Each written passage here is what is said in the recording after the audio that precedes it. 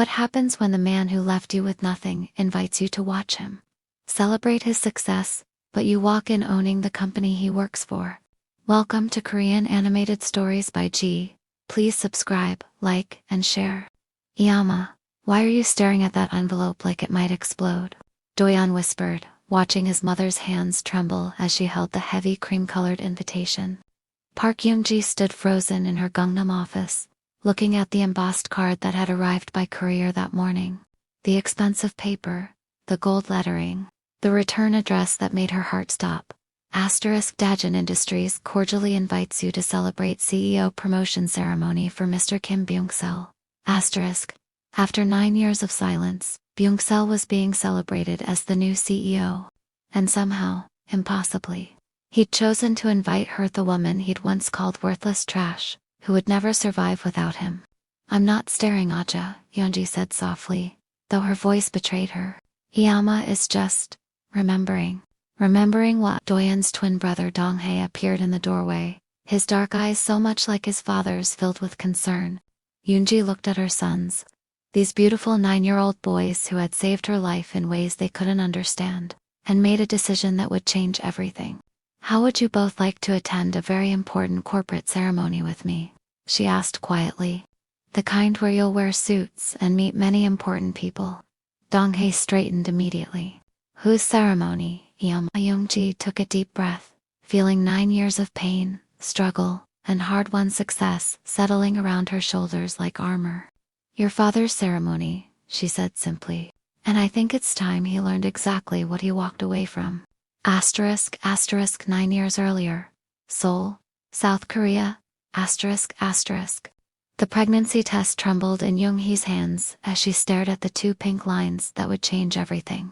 After 2 years of marriage and 18 months of desperately trying to conceive, she was finally carrying Byungchul's child. Her heart soared with pure joy as she imagined his reaction. She had planned this moment with such care. Byungchul's favorite galbitang, simmering in the kitchen. Expensive soju from their honeymoon, candles flickering throughout their small Ephesotel apartment in Gu. She'd even wrapped tiny baby shoes to present alongside the test. At 25, Yeonji still felt incredibly fortunate to be married to Kim Byungchul. When they'd met at that business networking event 3 years ago, she'd been a recent university graduate working as a convenience store clerk in Sin. He was everything she'd never imagined, having Korea University business graduate. Junior manager at Daejin Industries, ambitious in ways that both excited and intimidated her. Their relationship had felt like something from a kdrama. Expensive dinners in Apgujeong, weekend trips to his family's villa in Gangwon-do. A proposal that had literally taken her breath away at Namsan Tower. Tonight, she would tell him they were becoming parents, and their story would reach its perfect conclusion.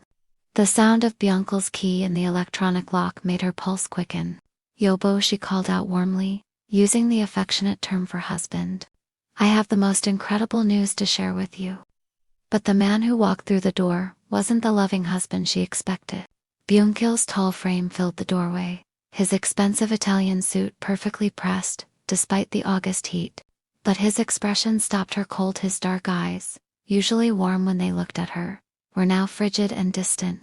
Pack your things, Yeonji. His voice was flat, emotionless. I want you out of here by tomorrow morning. The pregnancy test slipped from Yeonji's numb fingers, clattering onto the vinyl floor. What? What did you just say? Her voice came out barely above a whisper. Byungchul stepped over the fallen test without even glancing down. You heard me perfectly, this arrangement is over. I'm done dragging dead weight around. Yeonji's legs felt unsteady beneath her. The romantic dinner, the candles, the baby shoes, everything seemed to mock her now. Byungchul, Oppa, please, she whispered. There's something important I need to tell you. Nothing you could possibly say matters anymore, he interrupted coldly. I got the promotion I've been waiting for, department director at Daejin Industries. They want people who are focused, driven, unencumbered by liabilities. Each word was carefully chosen to wound. Hyunji pressed her hand to her chest, struggling to breathe. Liabilities, she whispered. We're married. We took vows in front of your family. His laughter was sharp and cutting. Vows, to you. Byungchul began throwing clothes into expensive leather luggage. Yoonji, look at yourself. Really look. You come from nothing. Your family lives in a basement apartment in Noang. Your father drives a taxi. Your mother works at a restaurant. You graduated from a no-name university with a liberal arts degree nobody cares about. These were things he'd once claimed to love about her. Her humble background, her warm family, her creative mind. Now they were weapons. But you said you loved me exactly as I am, Yeonji whispered, tears streaming down her face. You said my family was real and genuine. I lied. Byungchul's voice was flat. I thought maybe I could mold you into someone acceptable for where I'm going. But you can't transform someone like you into someone worthy of my future. Yoonji sank onto their bed, her heart shattering with each word. How can you say these things? She asked, her voice breaking. This isn't you. This is exactly who I am. He spun around, his face twisted with something that looked like resentment. I'm being honest for the first time. You want to know what's truly exhausting? Being held back by someone who will never be good enough. Summoning every ounce of courage she had left, Yeonji picked up the pregnancy test from the floor with shaking hands. I'm pregnant, Byungchul, she whispered. We're going to have a baby. Byungchul stopped packing. For one brief, desperate moment, Yoonji thought she saw something flicker in his eyes. But when he spoke, his voice was even colder than before. Not my problem. The words hit her like a physical blow. What do you mean? This is your child, our child. My child? Byungchul's laugh was vicious. With you? I seriously doubt it's even mine. You probably got pregnant by some guy from your old neighborhood. The accusation was so shocking that Yoonji couldn't even respond. But even if it is mine, Byungchul continued, zipping his suitcase, I don't want it. I don't want any reminder of the biggest mistake I ever made. Yoonji doubled over, her free hand moving instinctively to protect her still flat belly. Please, she whispered through her tears. Please don't do this. I love you so much. Your love means nothing to me. Byungchul grabbed his suitcase and headed for the door. My lawyer will contact you about the divorce. Don't even think about trying to reach me. You're nothing to me now, Yeonji. You always were nothing, and you always will be nothing. The door slammed shut with such force that their wedding photo fell from the wall, glass shattering across the floor. Yeonji collapsed beside the broken frame, clutching the pregnancy test to her chest as sobs racked her body. Outside, thunder rolled across Seoul's skyline and rain began to fall. The candles still flickered on the small dining table. The baby shoes remained unwrapped. The galbatang continued, simmering, a mocking reminder of dreams that had just been destroyed. As Yeonji knelt among the shattered glass, holding the proof of new life in her hands, she had no idea that this moment of complete devastation would become the foundation for a transformation that would make Byungchul's words the biggest mistake of his life. 4 months later, Noangyu, Seoul. Yoongi stood in front of the cracked mirror in her parents' tiny basement apartment bathroom, hardly recognizing the woman staring back. Dark circles ringed her once bright eyes. Her maternity clothes, mostly hand-me-downs from her older sister, Yoonju, hung loosely on her frame. Despite carrying a baby, she'd actually lost weight because food had become a luxury she couldn't always afford. The Gosewan room she'd initially rented after Byungchul left had been impossible to maintain. At 300,000 won per month for a space barely larger than a closet, with no kitchen and a shared bathroom down the hall, it had represented rock bottom. When she could no longer afford even that, she'd had no choice but to return to her parents' basement apartment in Noanjuth, very place Byungchul had once looked down upon with such contempt. Byungchul's divorce had been quick and final. His legal team handled everything efficiently, and when the paperwork was done, Yoonji left the marriage with only a suitcase and quiet disappointment. Everything they once shared was already registered under his name. Yeonji rested her hand on her growing belly, feeling a gentle movement inside. At 6 months pregnant, she worked as many hours as her body allowed, cleaning offices from midnight to early morning, helping at a convenience store during the day, and doing simple data entry work in the evenings. The days were long, and the pay was modest. What she earned helped her parents cover part of the 500,000 won monthly rent and basic groceries from the neighborhood market. I'm sorry, she whispered softly, smiling sadly at her belly. This isn't easy right now, but I promise I'll keep trying. A firm knock echoed through the small apartment. Yeonji recognized it immediately. Was the landlord's son. Their rent was a few days late. Park Eunji, his voice called through the door. I know someone is home. The rent is overdue again. Her father, Park Daeon, stepped forward, still wearing his taxi driver uniform after a long shift. He opened the door with a polite bow. We'll have it before the week ends, he said calmly. Please give us a little more time. The young man sighed. I understand it. Just make sure it doesn't happen again. After he left, Yoonji's father sat down slowly, rubbing his tired hands together. Her mother, Lee Yoonyeon, had just returned from her restaurant shift and placed her bag down quietly. We'll manage, her mother said gently, though worry showed in her eyes. Things are just tight right now. I'll take more shifts, Yeonji replied softly. I can handle it.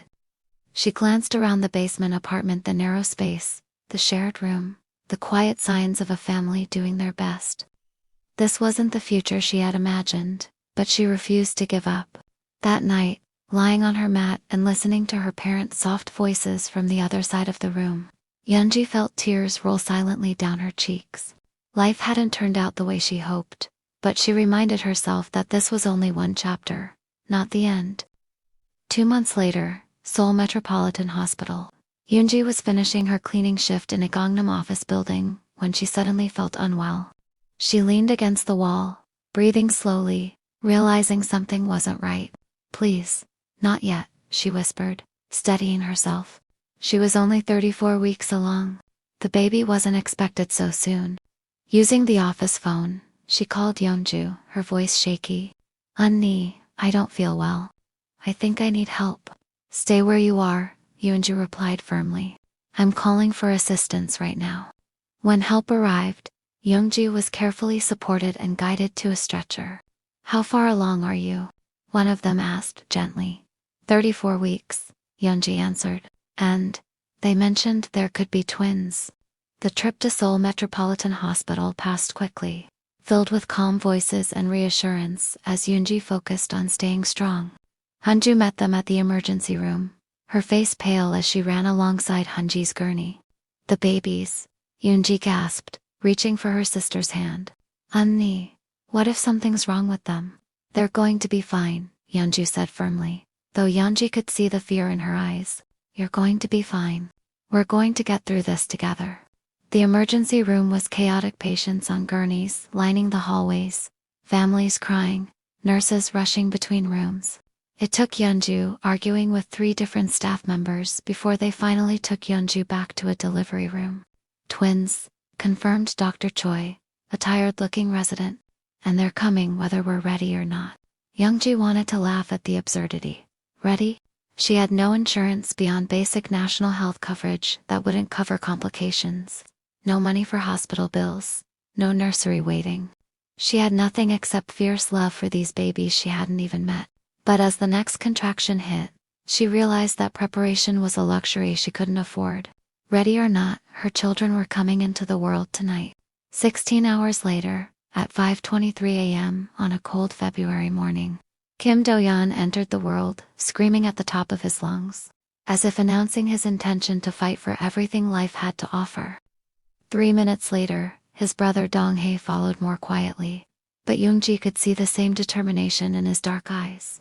They're beautiful, Yoonjia, Yeonju whispered, tears streaming down her face. Look at them, they're perfect. Yeonji held her sons for the first time, one in each arm, and felt something shift deep inside her chest. They were so small, Do-yeon, barely 2.4 kilograms. Dong-hae just over 2.3, but they were fighters. Do-yeon had Byungchul's strong jaw and commanding presence even as a newborn. Dong-hae had inherited Yoonji's gentler features but with unmistakable strength in his tiny grip. I'm sorry, she whispered to them as they slept in her arms. I'm sorry I can't give you everything you deserve right now. But I promise you, the Sai will never give up. I will never stop fighting for you. You deserve so much more than this. And somehow, some way, I'm going to make sure you get it. Yeonju squeezed Yoonji's shoulder gently. What are you going to do about Byungchul? Those are his sons. He should know. Yoonji's voice was firm, despite her exhaustion. He made his choice when he called me worthless and walked away. These beautiful boys are not worthless, and they don't need an appa who would see them as burdens instead of blessings. But the money Yoonju can't raise two babies alone. Yoonji looked down at Doyeon and Donghae, both sleeping peacefully despite being born into poverty. I won't be alone, Unni. I have them, and they have me. We're a family now. That's what matters. 3 weeks later, the reality of caring for twin newborns in a basement apartment was overwhelming beyond anything Yoonji had imagined. The babies cried in shifts, ensuring she never got more than an hour of sleep. Her body ached from childbirth, but she couldn't afford time off work. She was back to cleaning offices within a week, strapping the twins to her chest in secondhand baby carriers. One particularly brutal night, when both babies had been crying for 3 straight hours and Yoonji hadn't slept in 36 hours, she found herself sobbing right along with them. She was sitting on the floor at 2 a.m., a baby in each arm, wondering if she was strong enough for this impossible task. Her mother appeared in the doorway, her face etched with exhaustion and worry. Yoonji, let me take them for a while. You need to rest. Iyama, you have to work in 4 hours. And you have to work in 2 hours, her mother said firmly, taking Doyeon gently. We're all in this together, Aja. Your appa and I didn't raise you to face this alone. As her mother rocked Doyeon back to sleep, Yoonji looked down at Donghae, who had suddenly stopped crying and was staring up at her with those serious dark eyes that seemed far too wise for a newborn. Something in his gaze seemed to communicate directly with her heart. We're counting on you, Iyama. Don't give up on us. You're right, she whispered to him. You're both right. I can't fall apart. You two are the best things that ever happened to me. And I'm going to prove to the world and to myself that we don't need anybody else. As both boys finally settled down and fell asleep, Yoonji felt something she hadn't experienced since the night Byungchul left her. Hope. It was just a tiny spark, barely alive after months of despair. But it was there, growing stronger as she watched her son sleep. Kim Byungchul, she whispered into the darkness of the basement apartment. Wherever you are with your perfect new life, you have no idea what you threw away. But someday I'm going to show you. I'm going to show you that these boys and I are worth more than you ever imagined. Outside the small basement window, the first hints of dawn were beginning to touch Seoul's skyline. Yoonji closed her eyes for a few minutes of rest. She didn't know it yet, but this was the night everything began to change. This was the night Park Eunji stopped being a victim and started becoming the woman who would one day show Kim Byungchul the true meaning of his mistake. 4 years later, Guro Digital Complex, Seoul, Yoonji wiped sweat from her forehead and glanced at the office clock, 11:45 p.m. In the small daycare pickup area of the Guro Digital Complex, she could see Doyeon and Donghae sleeping peacefully in their stroller, exhausted from another long day. The cleaning cart beside her was filled with supplies, the same cart she'd been pushing for years now, cleaning offices throughout Seoul's tech district. But tonight was different. Tonight, she'd just finished her last shift as a cleaning worker. Because tomorrow morning, Park Eunji would walk into an office not as the woman who cleaned it, but as the woman who worked there. What had started as pure desperation had evolved into something unexpected. During the twins' first 2 years, while Eunji was cleaning offices at night, she'd begun noticing things. The tech startups in Guro Digital Complex were chaotic, disorganized, struggling with basic business operations while trying to focus on innovation. One night, while cleaning the office of a struggling AI startup called Teknova, she'd found their business plan literally in the trash. Out of curiosity, and maybe boredom during a long shift, she'd read it. The technology idea was brilliant, but the business strategy was a disaster. Yoonji had studied business administration in university, even though Byungchul had dismissed her education as worthless. As she read Teknova's plan, she'd found herself mentally rewriting it, seeing opportunities they'd missed, identifying fatal flaws in their approach. The next night, she'd left a handwritten note on the CEO's desk with detailed suggestions for restructuring their business model. 2 days later, the CEO, a young entrepreneur named Jung Dongwon, had tracked her down during her cleaning shift. "Who are you?" he'd asked, holding her note with obvious amazement. "This is exactly what we needed. My business advisor from Korea University couldn't see these problems. but you identified them immediately. I'm just the cleaning woman, Eunji had replied, embarrassed. You're a hell of a lot more than that, Dongwon had said firmly. How would you feel about working for US not cleaning, but doing business operations consulting? Eunji had laughed at the absurdity. I'm a single mother with 4-year-old twins. I don't have time for it. We'll work around your schedule. Part-time to start, 30,000 won per hour. Just help us figure out how to actually run this company. That part-time consulting job had been Eunji's first real chance in 4 years. Within 3 months, she'd helped Technova secure their first major investment, 50 million won from a venture capital firm. Within 6 months, they'd tripled their revenue, and Dongwon had increased her pay to 50,000 won per hour, with flexible hours that let her care for the twins during the day. Now at 29, Youngji had saved enough money to move herself and the boys out of her parents' basement apartment and into a modest two-room apartment in Sin. It wasn't fancy, but it had windows above ground and a small bedroom where Do-yin and Dong-hae could sleep, without hearing the sound of rats in the walls. More importantly, she'd proven to herself that she had value beyond what Byungchul had been willing to see. Iyama, are we going home now? Do-yin asked sleepily, waking up in the stroller. Yes, Aja, and guess what? Tomorrow, Iyama starts her new job, not cleaning offices, but helping companies succeed. Like a boss? Dong-hae asked, his eyes lighting up despite his exhaustion. Not quite a boss yet, Eunji replied, gathering their things, but maybe someday. As Eunji pushed the stroller toward the subway station, her phone buzzed with a message from Dongwon. Eunji see, I have a proposition for you. Can we meet tomorrow morning? I think you're ready for something bigger. Eunji stared at the message, her heart racing with a mixture of excitement and trepidation. Bigger. After 4 years of fighting to survive, she was ready for bigger. She typed back, yes, I'm ready. 5 years after Byungchul's abandonment, Yoido Seoul. Park Eunji stood in the modest conference room of Technova's Yoido office, reviewing the morning schedule on her tablet. The company that she'd helped save from bankruptcy 3 years ago now occupied 2 floors of a respectable building in Seoul's business district.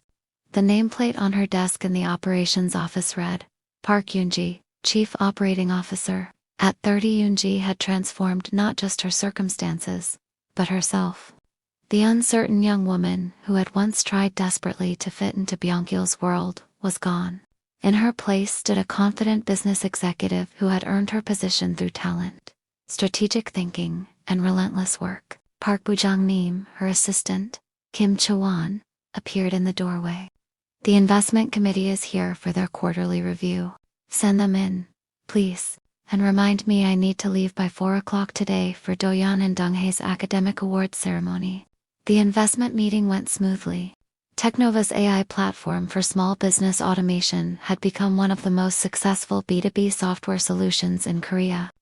The quarterly revenue was 800 million won, and they were on track to hit 10 billion won annually within the next fiscal year. Your operational strategy has been remarkable, said the lead investor, examining their growth metrics. The expansion into Japan and Southeast Asian markets, that was your recommendation, correct? Eunji nodded professionally. We identified significant market gaps where our technology could provide immediate value. The localization strategy has exceeded our projections. But more than the business success, what filled Eunji with the deepest satisfaction was watching her sons flourish in ways that exceeded even her highest hopes. At 3:45, Eunji left the office to attend Do-yeon and Dong-hae's award ceremony at Seoul Science Academy, the prestigious private school she'd managed to get them into through a combination of their academic merit and partial scholarships. She arrived at the campus and was struck by how natural it felt to walk through the modern hallways lined with student achievements. The first time she'd brought the boys here for their entrance interview, she'd felt like an imposter. Now, as a member of the Parent Advisory Committee and a regular donor, she belonged here as much as anyone. The ceremony began, and Yoongi found her seat in the 3rd row, reserved for families of honor students. She watched with immense pride, as both her sons were called to the stage for very different achievements that reflected their distinct personalities. Do-yeon was named class president for the upcoming year, the youngest student ever elected to the position. At 9 years old, he possessed natural leadership that drew people to him, combined with an ethical compass that Eunji had worked hard to instill. He was the kind of leader who inspired others through genuine care. Dong-hae received the Mathematics Excellence Award for scoring perfectly on the National Junior Mathematics Competition. His teacher had submitted his proof of a complex theorem to an academic journal where it had been featured. Dong-hae had inherited Yoonji's analytical mind, but combined it with a mathematical brilliance that astounded his teachers. When they returned to their seats, Do-yeon leaned over and whispered, "Thanks for being here, Ayama. I know you had important meetings today." "There's nowhere else I'd rather be," Yoonji whispered back, meaning every word. Dong-hae, more observant than his brother, studied her face carefully. "Are you proud of us?" The question caught Yoonji off guard. "Sweetheart, I'm so proud of you both that I sometimes can't breathe from the joy of it. You've become such remarkable young men." "Good," Dong-hae said seriously, "because we're really proud of you too." Minho Ziyama said, "You're the smartest businesswoman she knows." Later that evening, after celebrating at their favorite restaurant, a small samgyeopsal place near their apartment, Yoonji tucked them into bed in their comfortable 2-bedroom apartment in Mapo. The home was a testament to how far they'd come. 2 bedrooms, a proper kitchen where Yoonji could cook real meals, and a small balcony where the boys could play. "Iyama," Dong-hae said as she kissed his forehead, "can I ask you something that might be hard to answer?" Yoonji sat on the edge of his bed, recognizing his serious tone. "Of course, sweetheart. Do you ever think about our father? Not like missing him or anything," he added quickly, "but wondering what his life is like now." The question was more complex than Dong-hae probably realized. "Sometimes," Yoonji admitted, "but not the way I used to." "How did you used to think about him?" Do-yeon asked, appearing in the doorway in his pajamas. Yoonji considered how to answer honestly without burdening them with her pain. "For a long time, I thought about him with hurt and anger. He'd made me feel worthless, and I carried that feeling around like a heavy stone. But not anymore." Dong-hae asked. "No, not anymore. Now, when I think about him, I mostly feel curious. I wonder if he's happy, if he ever thinks about the choices he made, if he knows what he missed by not being part of your lives." Do-yeon climbed onto the bed beside his brother. "Do you think he knows about us? About what we've accomplished?" Yoonji pulled both boys close, overwhelmed by their maturity and insight. "I think there are probably moments when he wonders what happened to us. But honestly, it doesn't matter anymore whether he knows or not. We built something beautiful without him. Sometimes I wonder if we would have been different if he'd stayed," Dong-hae said quietly. "Maybe not as close to you. Maybe not as strong, like we had to learn to take care of each other because it was just us 3. Yoonji felt tears prick her eyes. "You know what? I think you're absolutely right. The 3 of us became a team because we had to, and that made us stronger than most families ever get to be." Plus, Do-yeon added with 9-year-old pragmatism, "If he was the kind of person who could leave his pregnant wife, we probably wouldn't have liked him very much anyway." As Yoonji turned out the lights and headed to her own room, she reflected on the journey that had brought them here. 5 years ago, she'd been cleaning offices at night while her baby slept in a daycare.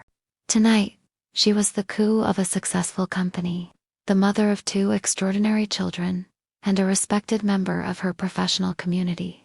She'd proven Byungchul wrong in every possible way. But more importantly, she'd proven something to herself, that worth isn't determined by someone else's opinion, no matter how cruelly they express it. Standing at her bedroom window, looking out at the lights of Seoul, Yoonji allowed herself to imagine what Byungchul's life looked like now. Was he happy? Had he achieved everything he'd thought he wanted when he'd thrown away his family? The questions no longer came from a place of pain or even curiosity about reconciliation. They came from a place of genuine wonder about the path not taken. Byungchul had made his choice based on what he thought would bring him success. Yoonji had made hers based on love and responsibility. Looking at the life she'd built, the sons she'd raised, and the respect she'd earned, Yoonji knew without a doubt which choice had led to real fulfillment. She had learned that the best response to someone's harsh words isn't revenge, it's building a life so meaningful and joyful that their opinion becomes irrelevant to your happiness. Kim Byungchul had called her worthless, but his words had long since lost any power to hurt her.